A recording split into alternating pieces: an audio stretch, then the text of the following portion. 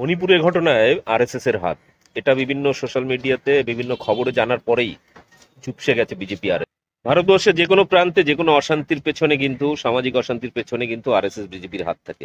প্রতিটি রাজনৈতিক দলের মধ্যেও আরএসএস সুপার আরএসএস থাকে, এটা আমরা বহু আগে ব্যাখ্যা করেছি। কিন্তু মণিপুরের ঘটনায় আরএসএস এর হাত সামনে আসার পরে এই নিয়ে তর্ক বিতর্ক শুরু হয়েছে। তবে আপকা রিপোর্টার আমাদের বন্ধু চ্যানেল, তারা এটাকে একটা নাট্যরূপ দিয়েছেন। দেখুন এবং ব্যাপক শেয়ার করুন আমার চ্যানেল বং নিউজ লাইভ, অবশ্যই সাবস্ক্রাইব করুন।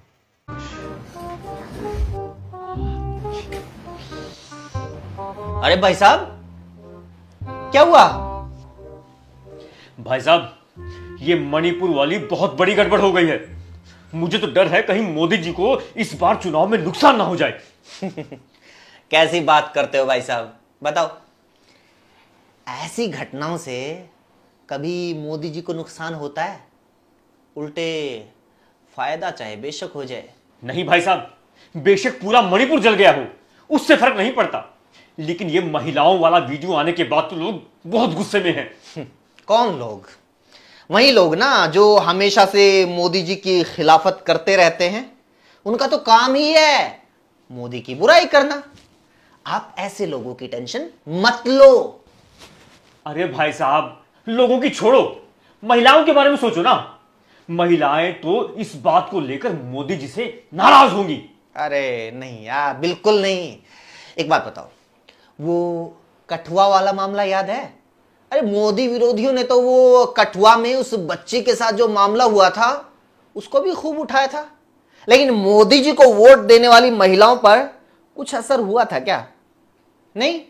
लोगों ने तो उन्नाव पर भी खूब हंगामा किया था, लोग तो हाथरस के ऊपर भी खूब चिल्लाए थे, लेकिन मोदी जी को वोट देने वाली महिलाओं को कोई फर्क पड़ा था क्या? नहीं। बात तो आपकी ठीक लग रही है भाई साहब। इस मामले में तो हमने आरोपियों के समर्थन में तिरंगा यात्रा भी निकाली थी। हाँ यही तो, वो बिल्किस बानो, उसको भूल गए? अरे जिन लोगों ने बिल्किस बानो की इज्जत लूटी, उसके परिवार के 14 लोगों को खत्म कर दिया। हाँ, इसमें उसकी 3 साल की बेटी भी थी।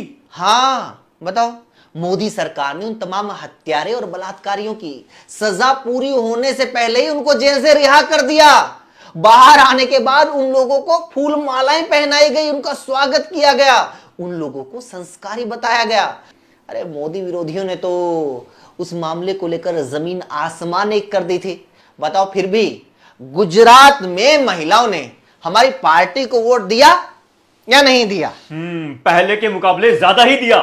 तो फिर अरे विरोधियों ने तो महिला पहलवानों को लेकर भी खूब टेसुए बहाए थे। बताओ, ऐसे कितने ही मामले सामने आ चुके हैं भाई साहब।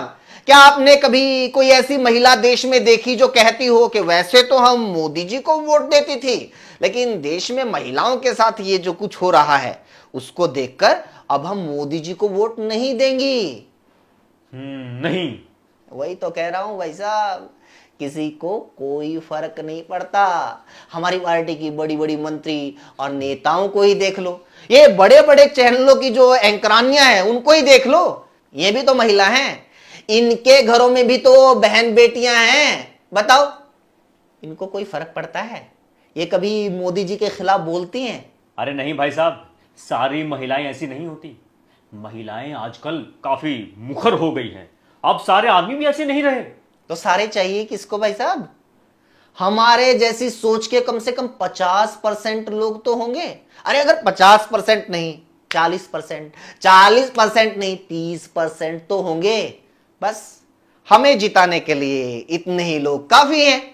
आप बस इन लोगों पर भरोसा रखो, थोड़े दिन देखो, ये लोग अपने अपने रिश्तेदारों, मोहल्ले वालों, ऑफिस वालों को व्हाट्सएप भेज भेज कर उनको बता देंगे कि ये मणिपुर की घटना कोई बड़ी बात नहीं है, ये सब तो पश्चिम बंगाल, राजस्थान और छत्तीसगढ़ में भी होता रहता है। भाई साहब, किसी स्टेट में वारदात होना अलग बात है, लेकिन 3 महीने तक पूरा सिस्टम ध्वस्त हो जाना अलग बात है। दूसरे राज्यों में वारदात होती है तो तुरंत कार्रवाई शुरू हो जाती है। मणिपुर में तो 2.5-3 महीने से ये चल रहा था। यहां सरकार नाम की कोई चीज नजर ही नहीं आ रही थी। अरे यार, ये बात आम लोगों के समझ में थोड़े आती है। उनको तो बस ये दिखाना कि वहां होता है तो यहां भी होगा, वहां हो रहा है तो यहां ठीक ही हो रहा होगा, स्कोर बराबर, इसको ज्यादा दिल पर लेने की जरूरत नहीं है। अभी ये जो न्यूज एजेंसी ANI, इसने फेक न्यूज फैलाकर मुसलमानों पर आरोप लगाने शुरू कर दिए हैं। धीरे धीरे न्यूज चैनल वाले भी जुट जाएंगे, मामले में कोई हिंदू मुसलमान एंगल मिल ही जाएगा, सारा मामला रफा दफा। लोग कोरोना को भूल गए, लॉकडाउन को भूल गए, ऑक्सीजन की शॉर्टेज को भूल गए। कुछ महीने में लोग ये सब भी भूल जाएंगे। सारे देश की महिलाएं तो हमें वोट देंगी ही, याद रखना मणिपुर की ये महिलाएं भी हमें वोट देंगी। बताओ, ऐसा कोई स्टेट है जहां दंगे हुए हों और वहां पर हम चुनाव हार गए हों? नहीं। तो आप बस अपने नेता पर भरोसा रखो, क्योंकि अब वो नेता नहीं, भगवान बन चुके हैं।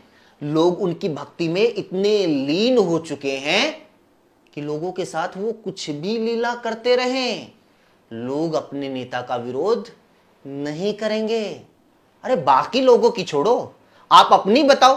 कल को भगवान ना करे, अगर आपके घर की किसी महिला, किसी बहन बेटी के साथ ऐसा कुछ भी होता है, मान लीजिए ऐसा कुछ भी होता है मणिपुर जैसा, तो क्या आप कभी मोदी जी के खिलाफ बोलोगे?